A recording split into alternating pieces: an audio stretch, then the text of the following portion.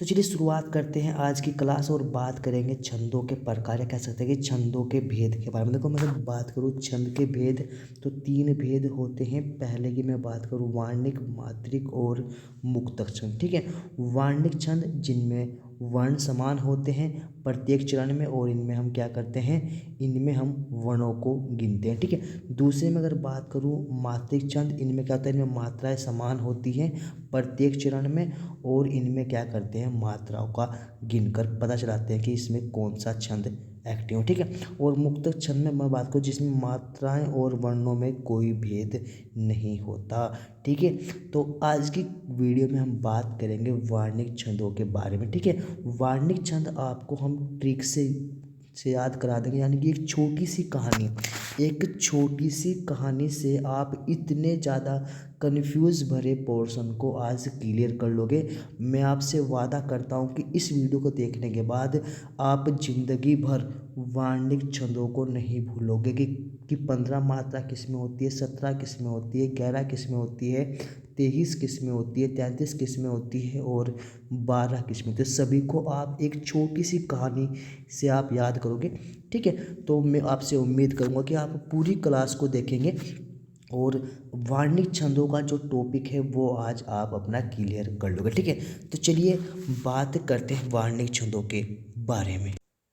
तो चलिए अब शुरुआत करते हैं वार्णिक छंदों के बारे में। ठीक है, सबसे पहले हम बात करेंगे 11 वर्ण वाले वार्णिक छंद। ठीक है, देखिए जहाँ पर भी मैं दिन के बारे में बात करूँगा आप समझ जाओगे क्या कि वर्णों के बारे में बात हो रही है। ठीक है, तो चलिए कहानी करते हैं शुरुआत। और कहानी किसकी, कहानी है शालिनी की। शालिनी क्या करती है, 11 दिन, शालिनी 11 दिन के लिए अपने मायके जाती है अपने पति भुजंगी के साथ, और दो पुत्र हैं इंद्र वर्षा और उपेंद्र वर्षा के साथ। ठीक है, चली जी चली जाती है, और जैसे ही वहाँ पर पहुँचती है मायके, मायके में उसका क्या होता है, स्वागत होता है, यानी कि स्वागता क्या होता है, स्वागता। तो स्वागता भुजंगी शालिनी इंद्र वर्षा उपेंद्र वर्षा कितने वर्णिक छंदों वाले हैं, 11 वर्णों वाले छंद हैं, ये आप ध्यान रखोगे। ठीक है, चलिए उसके बाद बात करते हैं 12 वर्ण वाले वार्णिक छंदों के बारे में। देखो जैसे मैं आपको बताया कितने दिन की लगी थी, 11 दिन के लिए, तो क्या होता है 12 दिन हो जाते हैं। ठीक है, तो सबसे पहले आप याद करोगे दूर्त विलंबित, यानी कि क्या होगा, एक दिन विलंब हो गया। तो भुजंगी जो कि उसका पति था, भुजंगी प्रयात क्या होता है, गुस्से में आ जाता है और तोटक तोड़ देता है किसे, अपने ही वंश को, अपने वंश को तोड़ देगा। मतलब कि जो उपेंद्र वर्षा है जो इंद्र वर्षा है उन दोनों को क्या करेगा, उन पे बहुत बजाएगा, साथ में क्या करेगा, अपने पत्नी शालिनी के ऊपर भी काफ़ी ज़्यादा बजाएगा, यानी कि हम क्या याद करेंगे, तोटक। ठीक है, किस वजह से, एक दिन विलम्ब होने की वजह से। ठीक है, चलिए तो आपके 11 और 12 वाले याद हो चुके हैं। ठीक है, अब हम बात करेंगे 14 वर्ण वाले वार्णिक छंद। ठीक है, तो उसके बाद क्या हुआ, 2 दिन बाद यानी कि 12 में वह अपने घर आई थी, बात कर रहे हैं हम 14 की। तो 14वें दिन क्या हुआ, उसकी माता, किसकी, शालिनी की माता क्या करेगी, बसंती। ठीक है, तो क्या है, बसंत तिलका, बसंत तिलका यानी कि बसंती क्या करेगी, अपनी लड़की को देखने के लिए आएगी, कहाँ, उसके ससुराल। ठीक है, चलिए तो उसे मिलने नहीं दिया जाएगा। ठीक है, अब क्या होगा, 15वें दिन यानी कि 15 वर्ण वाले मात्रिक छंद, सॉरी वार्णिक छंद। ठीक है, तो 15वें दिन वो क्या होगा, वो अपनी लड़की मालिनी, ठीक है, मालिनी को क्या करेगा, लेकर आएगी, किस किस वजह से, ताकि वह उसे मिलने दिया जाए उसके लड़की के ससुराल में। ठीक है, चलिए तो हम 15 वालों पर आ चुके हैं, 15 वर्ण वाले वार्णिक छंदों पर। ठीक है, तो कौन आ गई उसके साथ, उसके साथ उसकी लड़की आई मालिनी, और किसे देखने के लिए आए थे, ये आए थे शालिनी को देखने के लिए, ये भी आप ध्यान रखोगे। ठीक है, चलिए तो होता क्या है, उसे मिलने नहीं दिया जाता, उसकी लड़की आई जब भी उसे मिलने नहीं दिया जाता, तो वो क्या करेगी, अब की बार वो गुस्से में आएगी, कितने दिन बाद, 2 दिन बाद। ठीक है, 2 दिन उसने सोचा समझा कि किस तरीके से मुझे जाना है, 2 दिन बाद वो आएगी, और 2 दिन बाद क्या होगा, जब वह अपनी लड़की को देखेगी, किसे, शालिनी को, तो वो क्या होगी, वो मरने हालो होगी, यानी कि मृत्यु की ओर होगी, क्योंकि सीक ऋणी वो क्या हो रही थी, वो सूखी पड़ी थी कई दिन से, क्योंकि उसने कुछ खाया पिया नहीं था। कैसे तो याद कैसे याद करोगे 17 वर्ण वाले छंदों को, मद्रकांता और सिख ऋणी, बहुत बहुत इंपॉर्टेंट है ये चीज़ें। कभी आपके ऐसे रट के याद नहीं होगी, लेकिन कहानी से आप इन्हें एकदम याद कर लोगे, ठीक है। तो आपको जानकारी होगी कि 14 दिन बाद मिलने आई थी कौन, बसंत तिलका, लेकिन उसे मिलने नहीं दिया गया। अगले दिन वो अपनी लड़की मालिनी को लेकर आई, जब भी मिलने नहीं दिया।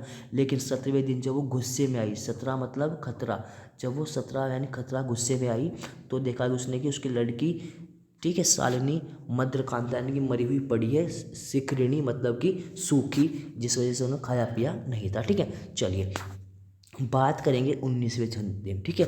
अब 19वें दिन क्या होगा, थोड़ा सा मैं आपको बता दूं। 19वें दिन यानी 2 दिन बाद फिर क्या होगा, जो बसंत तिलका थी वो अपने पति शार्दुल, ठीक है, अपने पति शार्दुल को लेकर आएगी और क्या करेगी, सवैया, सवैया मतलब कि 22 से 26 छंद, 22 से 26 वर्णों वाले छंद, ध्यान रखेंगे। सवैया किसे कहते हैं, सवैया कहते हैं 22 से 26 दिनों वाले, सॉरी 22 से 26 वर्णों वाले छंदों को, ठीक है। चलिए तो मैंने आपको क्या बताया, 19वें दिन किसे लेकर आई थी, शार्दुल को लेकर आई थी, ठीक है। और होगा क्या, अब यहाँ पर सवैया यानी कि सभी को बुलाया जाएगा, ठीक है। तो ध्यान रखना, कुछ व्यक्तियों ने दारू यानी मदिरा पी रखी थी, कुछ धूमिल थे यानी कि उनके कपड़े धूल में हुए थे, कुछ सुंदर सुंदर थे यानी कि साफ सुथरे थे, ठीक है, और कुछ आपके मैंतने यानी कुछ मरने वाले थे, ठीक है। तो इन सभी को यहाँ पर बुलाया गया और सभी को क्या कहा गया। चलिए बात करेंगे सवैया के बाद दंडक छंद के बारे में। देखो दंडक छंद के बारे में मैं आपको बात बताऊं तो बहुत ज़्यादा इंपॉर्टेंट है, क्योंकि ये एग्जाम में काफ़ी आते हैं, ठीक है। रूप धनाक्षी और देव धनाक्षी तो बहुत बहुत ज़्यादा इंपॉर्टेंट है, आप ध्यान रखो, ठीक है। तो जैसा मैंने आपको बताया कि सवैया छंद मतलब कि 22 से 26 मात्राओं वाले, उनको हमने कैसे याद किया था कि एक मीटिंग बुलाई गई थी, जिसमें कुछ मदिरा पिए बैठे थे, कुछ धूमिल यानी कपड़े गंदे हुए बैठे थे, कुछ सुंदरी थी और कुछ मरनों वाले थे, ठीक है। चलिए तो उसमें क्या होता है, उसमें दंड दिया जाता है, किन्हें, लड़की के सास ससुर को दंड दिया जाता है। और दंड के रूप में क्या कहा जाता है कि लड़की के सासुर घनाक्षी, घनाक्षी मतलब कि घना, घने माने होता है बहुत ज़्यादा, ठीक है। तो लड़के वालों को क्या कहा जाएगा कि लड़की, जो हमने आपको लड़की दी थी वो बहुत ज़्यादा रूप यानी कि रूप वाली थी और देवों के समान यानी कि देवी का रूप थी, ठीक है। जिस वजह से आपने गलती की है, आप इससे क्या करो, आप इससे माफ़ी मांगो और आप आगे क्या करना, आप आगे इसे इस तरीके से तोड़ोगे नहीं, यानी कि आप इस आगे इसके ऊपर हाथ नहीं उठाओगे, ठीक है।